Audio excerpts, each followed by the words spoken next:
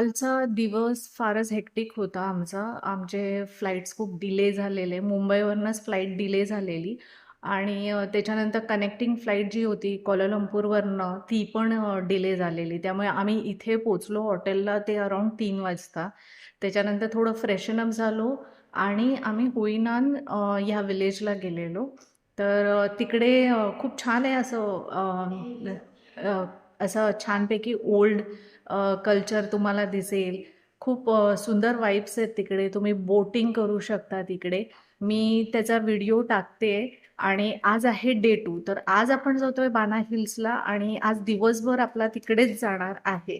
So let's explore बाना hills.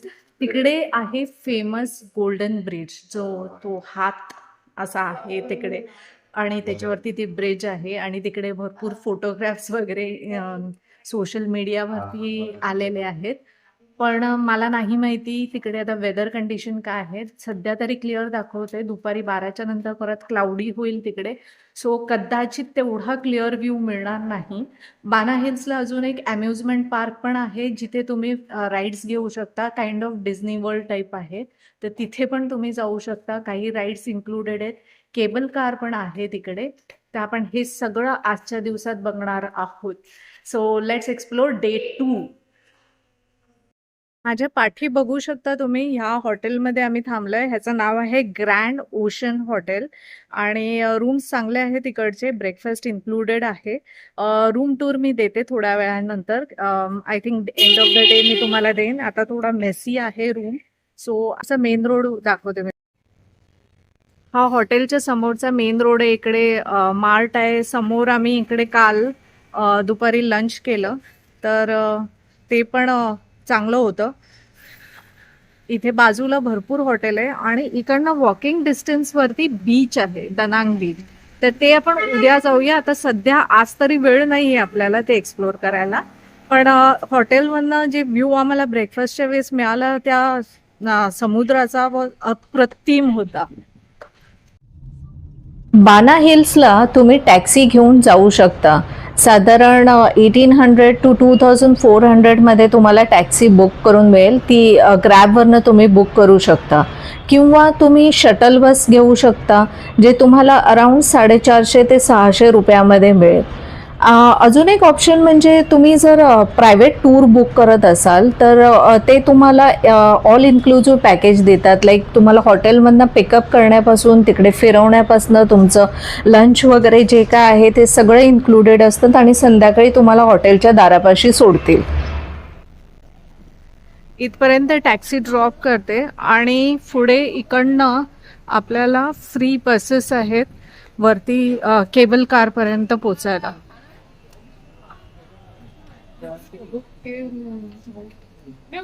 या buses आहेत अशा.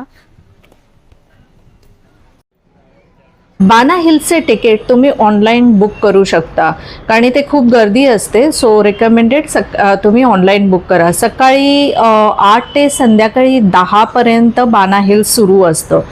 तिकीट प्रामुख्याने उंचीवर आधारित असतात आणि साधारण एका ॲडल्टसाठी 3500 रुपये तर मुलांसाठी अराउंड 2800 पर्यंत तुम्हाला पडेल. ह्याच्यामध्ये कॅटेगरीज आहेत म्हणजे जसं लंच कॉम्बो तिकीट आहे जे 4500 पर्यंत आहे किंवा नुसतं राऊंड तिकीट आहे जे तुम्हाला मी सांगितलं 3500 पर्यंत पडेल. बस इकडे सोडते. इथे आहे इकडनं केबल कार साठी एंट्री आहे. तुम्हाला जे तिकीट्स मिळतात त्याच्यामध्ये केबल कार वगैरे इन्क्लुडेड आहेत आणि काही राईड्स आहेत त्या पण इन्क्लुडेड आहेत ह्याच्यामध्ये.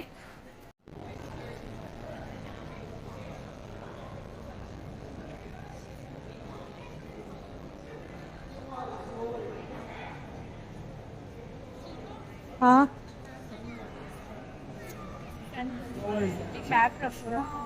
ओके. हा मॅप आहे. हे तुम्हाला ह्यानी तुम्हाला गाईड कुठे राईड्स आहेत, काय करायचंय, कसं फिरायचंय हे सगळं बघूया ओपन करून थोड्या वेळाने. आता जाऊया केबल कारच्या इकडे.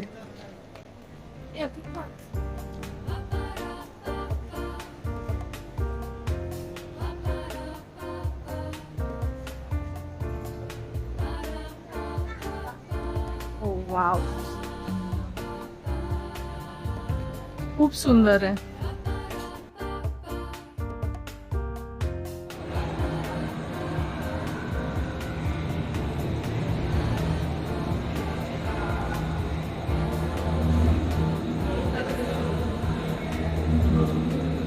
ओके, पोचलो आहोत आपण आता केबल कारच्या इकडे आणि दिस विल बी फन.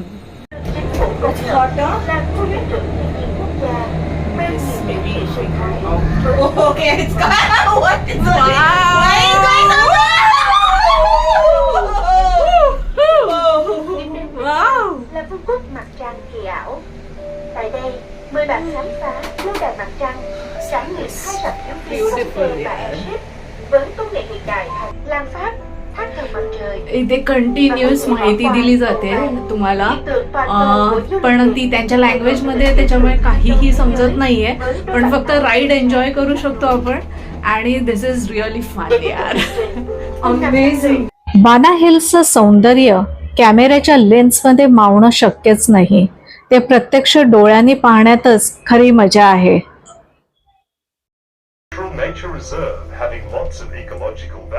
आता इंग्लिश मध्ये माहिती दिली जाते. बाना हिल्स केबल कार ही एक प्रसिद्ध केबल कार आहे. ही केबल कार 5801 मीटर लांब आहे आणि ती जवळजवळ 1400 मीटर उंचावर आहे. या केबल कारच्या नावावर 4 गिनीस वर्ल्ड रेकॉर्ड आहे. यामध्ये जगातील सर्वात लांब सिंगल ट्रॅक केबल कार आणि जमिनीपासून डोंगराच्या शिखरापर्यंत उंची म्हणजे व्हर्टिकल राईज सर्वाधिक असण्याचा विक्रम याच्या नावावर आहे. 20 ते 25 मिनिटाचा हा प्रवास एक अप्रतिम एक्सपिरियन्स आहे.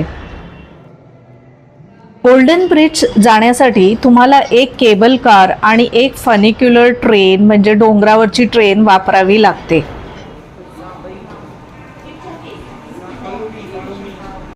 एका प्लेसवरनं दुसऱ्या प्लेसवरती जाण्यासाठी या अशा प्रकारे केबल कार आहेत किंवा या अशा प्रकारे छोट्याशा ट्रेन आहेत ज्याच्यातनं बसून तुम्ही या सन वर्ल्डमधनं लुनार कॅसल, त्याच्यानंतर गोल्डन ब्रिज असं या ठिकाणी तुम्ही जाऊ शकता.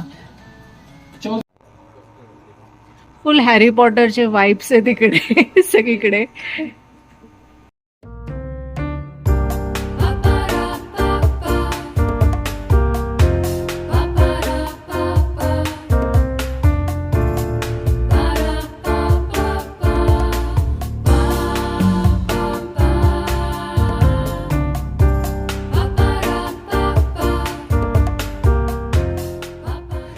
So finally on the Golden Bridge, the famous Golden Bridge, Instagrammable pictures, influencers भरपूर जण आलेली, तर मी आता हा बघायला जाते. पोचले मी तिकडे 2-3 केबल कार करून. It was a fun ride, मजा आली. तर आता जाऊया तिकडे, जाऊन पिक्चर्स बघूया आणि तिकडनं व्ह्यू पण मी तुम्हाला दाखवते. It looks amazing.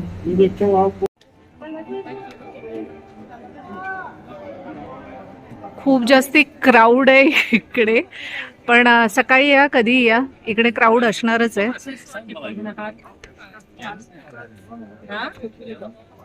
बघूया कसे फोटो काढता येतात. गोल्डन ब्रिज, ज्याला स्थानिक भाषेत काऊ वांग म्हणतात, त्याबद्दलची थोडीशी रंजक माहिती तुम्हाला मी सांगते. हा ब्रिज 150 मीटर लांब आहे आणि 1414 मीटर उंचीवर आहे. या पुलाचे सर्वात मोठे आकर्षण म्हणजे 2 विशाल दगडी हात, जे हा पूल आकाशात धरून ठेवल्यासारखे दिसतात. हे हात प्रत्यक्षात दगडाचे नसून ते स्टीलच्या जाळीवर फायबर ग्लास लावून बनवलेले आहे. गोल्डन ब्रिजला तुम्ही खूप सकाळी किंवा सूर्यास्ताच्या वेळेस जर गेलात तर गर्दी कदाचित तुम्हाला कमी भेटेल, पण कदाचित चांगला व्ह्यू दिसणार नाही, कारण खूप फॉगी असतं वरती आणि खूप सकाळी आणि खूप संध्याकाळी चान्सेस आहेत की ढगांनी पूर्ण तो ब्रिज झाकला गेलेला असेल. या पुलाचा मार्ग सोनेरी किंवा पिवळ्या रंगाचा आहे, म्हणून ह्याला गोल्डन ब्रिज असं म्हणतात. गोल्डन ब्रिज वरती फोटो व्हिडिओ काढून आणि ब्रिजवरून सुंदर असा निसर्ग बघून आम्ही निघालो होतो फ्रेंच विलेज एक्सप्लोर करायला. बाना हिल्स हे फ्रेंच लोकांनी 1919 मध्ये ॲज अ हिल स्टेशन म्हणून डेव्हलप केलं होतं. त्यामुळे इथे तुम्ही युरोपियन आणि फ्रेंच आर्किटेक्चरचा इन्फ्लुएन्स बघू शकता. आता हे जे काही कॅसल्स आहेत ते कन्वर्ट झाले आहेत कॅफेज, रेस्टॉरंट्स आणि काही लक्झरी रिसॉर्ट्समध्ये. जसं मी तुम्हाला सांगितलं, इथले कॅसल्स जे आहेत ते लक्झरी रिसॉर्ट्स आणि हॉटेलमध्ये कन्वर्ट झाले आहेत. तर एक्सपेन्सिव्ह आहेत, पण एक्सपिरियन्ससाठी तुम्ही इथे वन नाईट स्टे घेऊ शकता. पण ह्या हॉटेल किंवा रिसॉर्टमध्ये जरी तुम्ही बुक केलं तर तुम्हाला ऍक्टिव्हिटीजसाठी किंवा केबल कारसाठी वेगळी तिकीटं घ्यावीच लागतात. ती ह्याच्यामध्ये इन्क्लुडेड नसतात. आणि साधारण वन नाईटचा जो खर्च असेल तो एका 5 स्टार हॉटेलच्या वन नाईट स्टेच्या इक्वल अमाऊंट मध्येच असणार आहे इकडे. तर एक्सपिरियन्ससाठी बजेट अलाव करताय तर वाय नॉट. इथे जास्ती करून रेस्टॉरंट्स आहेत आणि हा फक्त असं आर्किटेक्चर आहे जे आपण बघू शकतो.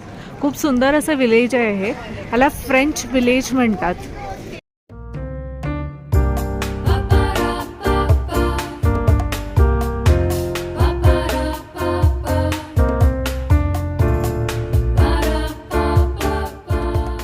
आपल्या इकडे मालवणी जत्रेत कशी असे स्पिन करा, फुगे फोडा, तसं हे पण इकडे पण आहेत.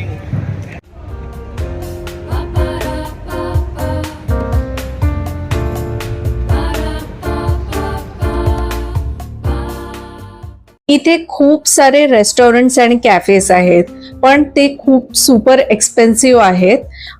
जर तुम्ही लंच कॉम्बो तिकीट हे जर बुक केलं तर तो तुम्हाला स्वस्त पडेल, कारण ह्याच्यात अनलिमिटेड लंचचा ऑप्शन मिळतो. पण कॅच असा आहे की ह्याच्यामध्ये व्हेजिटेरियन ऑप्शन्स फार कमी असतात. आणि असं पण तुम्ही कॅफे किंवा कुठल्याही रेस्टॉरंटमध्ये गेलात तर इकडे व्हेजिटेरियन ऑप्शन्स फार लिमिटेड आहेत. तुम्ही जर प्युअर व्हेज असाल तर मी रेकमेंड करेन की तुमच्याबरोबर काही ड्राय स्नॅक्स किंवा फ्रुट्स कॅरी करा, कारण वरती तुम्हाला काही तेवढं ऑप्शन्स मिळणार नाहीयेत खाण्यासाठी व्हेजिटेरियनसाठी. इथे लगेच असं आहे ना, वेदर चेंज होतं. आता सकाळी तसं प्लेझंट होतं, पण आता लगेच फॉगी झालंय आणि खूप थंड वारा आहे. त्यामुळे you will have to carry sweaters as well, कारण कधीही इकडे थंडी पडू शकते. आता इथे समोरचं काहीही दिसत नाही. ढगांच्या मध्ये रोलर कोस्टर राईड करायची असेल तर ती तुम्ही एन्जॉय करू शकता. इथे 2 माणसं पण एका वेळेस बसू शकतात किंवा एक माणूस पण बसू शकतो. चार्जेस वेगवेगळे आहे. एक ट्रिप घेऊ शकता किंवा 2 ट्रिप घेऊ शकतात. इथे तिकीट्स वेगळे घ्यावे लागतात. तुमच्या ज्या बाना हिल्सच्या तिकीट प्राइसमध्ये हे इन्क्लुडेड नसतात. हे राईड्स एक्स्ट्रा चार्जेबल आहेत. इथे तिकीट्स घ्यायचे तुम्हाला अल्पाईन कोस्टरच्या राईडसाठी. हे इकडे रेट्स लिहिलेले आहेत.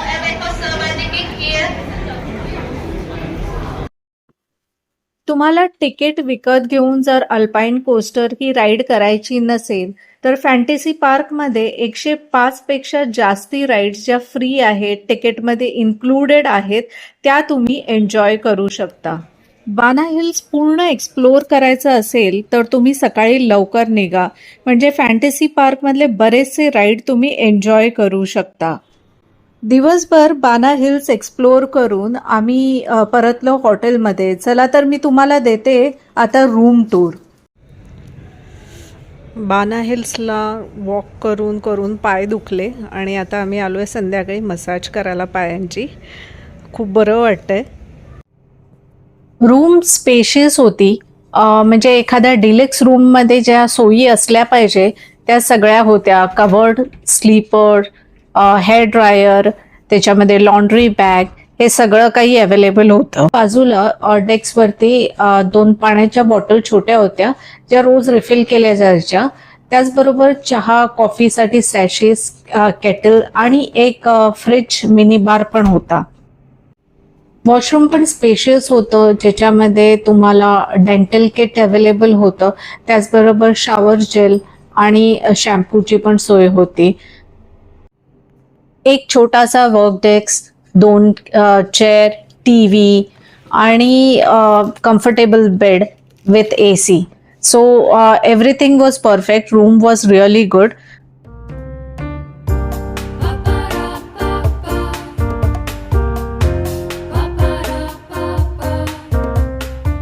या हॉटेलमध्ये रूफटॉपला स्विमिंग पूल होतं, जिथून तुम्ही समोरचा बीच पण बघू शकता. व्ह्यू अप्रतिम होता. त्याचबरोबर इथे स्पा पण रूफटॉप वरतीच आहे. दनांगमध्ये एका 3 स्टार किंवा 4 स्टार हॉटेलच्या रूम्स तुम्हाला साधारण 5 ते 10,000च्या रेंजमध्ये मिळतील. जर तुम्ही बजेटमध्ये असाल, लाईक हॉस्टेल किंवा गेस्ट हाऊस शोधत असाल, तर त्याची प्राइस रेंज अराउंड 2,900 टू 4,000च्या आसपास असेल. आपण आलो आहोत आता दनांग बीचला आणि हे फेमस आहे सर्फिंगसाठी स्पेसिफिकली. खूप सुंदर असं बीच आहे व्हाईट सँडचं. माय अँड बीच हा एक सुंदर आणि शांत बीच आहे. इथे खूप सुंदर असे शॅक्स आहेत, बीच शॅक्स, जिथे तुम्ही शांतपणे बसून तुमचे ड्रिंक्स एन्जॉय करू शकता, निवांत वेळ घालवू शकता. हा बीच स्पेशली सर्फर्ससाठी आहे. खूप सर्फिंग करायला तुम्हाला इकडे सगळीजणं दिसतील. खूप सुंदर असा बीच आहे, स्वच्छ बीच आहे. बघूया आपण इथे आता हे काही जण सर्फिंग स्टार्ट करतायत, तो लेट्स चेकआउट की कसे करतायत ते. दनांग पूर्ण एक्सप्लोर आणि एन्जॉय करायचं असेल तर 3 दिवस पुरेसे आहेत.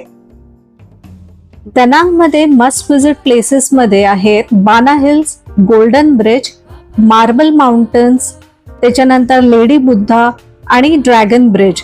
आता ड्रॅगन ब्रिज हा दर शनिवारी आणि रविवारी रात्री 9 वाजता रात्री त्या ड्रॅगनच्या तोंडातून आग आणि पाणी असं सोहळा करतो. तर बाकीच्या दिवशी तुम्ही जर वीक डे मध्ये आला असाल दनांगमध्ये, तर तुम्हाला फक्त तो लांबनं बघता येईल किंवा त्या ब्रिजवरनं तुम्ही जाऊ शकता, येऊ शकता गाडीने. That's it. आणि त्याचबरोबर इकडे खूप छान बीचेस आहेत. त्यापैकी मी एक तुम्हाला आता दाखवलंय. खरेदीसाठी म्हणाल तर हान मार्केट आहे आणि नाईट मार्केट आहे. मी दनांगमध्ये एका मार्टमध्ये गेले होते. तर व्हिएतनाम तसं फिरताना स्वस्त आहे असं आपण ऐकतो, पण रोजच्या लागणाऱ्या वस्तूंच्या किमती भारतातल्या किमतीशी तुलना केल्यावरती कशा वाटतात, चला आपण बघूया. आता निव्याची किंमत इथे आपल्या INR मध्ये आहे 580 रुपये. तेच आपल्याला भारतामध्ये ही क्रीम 280 ते 400च्या रेंजमध्ये मिळते. वॅसलिन इकडे तुम्हाला मिळेल 524 रुपयाला भारतीय रुपयामध्ये. तर बघायला गेलं तर पर्सनल केअर किंवा कॉस्मेटिक्स इकडे जरा महाग आहेत इंडियापेक्षा. लेस इथले 50 ते 70 रुपयाला मिळतं, तेच आपल्या इकडे 20 ते 30 रुपयाला मिळतं. पालेभाज्यांची किंमत साधारण सेमच आहे, म्हणजे 30-35 रुपये किलो प्रमाणे इकडे भाज्या आहेत. फ्रुट्स मध्ये बघायला गेलं तर ग्रेप्स जे आपल्या इकडे सीझनला साधारण 150 रुपीज पर्यंत मिळतात, ते इकडे 160 रुपीज पर्यंत आहेत. ब्रेड इकडे 70 ते 100 रुपयाला आहे, तेच आपल्या इकडे साधारण 50 रुपयापर्यंत आपल्याला ब्रेड मिळतो. पण इकडच्या ब्रेडची क्वालिटी चांगली आहे. त्याचबरोबर इथे पाण्याची बॉटल फार महाग मिळते. जी आपल्याला 10 रुपयाला पाण्याची बॉटल इथे मिळते, ती तिकडे 25 ते 30 रुपयाला मिळेल. दनांगचा स्टे आहे तो आज संपतोय आणि आता आम्ही जातोय हनोईला. तर या व्हिडिओमध्ये इथेच थांबूया. आय होप तुम्हाला दनांगचा हा व्लॉग आवडला असेल. पुढच्या व्लॉगमध्ये आपण हनोई शहराचे आकर्षण पाहणार आहोत. सो चॅनलला सबस्क्राईब करा, व्हिडिओला लाईक आणि शेअर करा. भेटूया पुढच्या हनोई व्लॉगमध्ये. तोपर्यंत टेक केअर अँड बाय.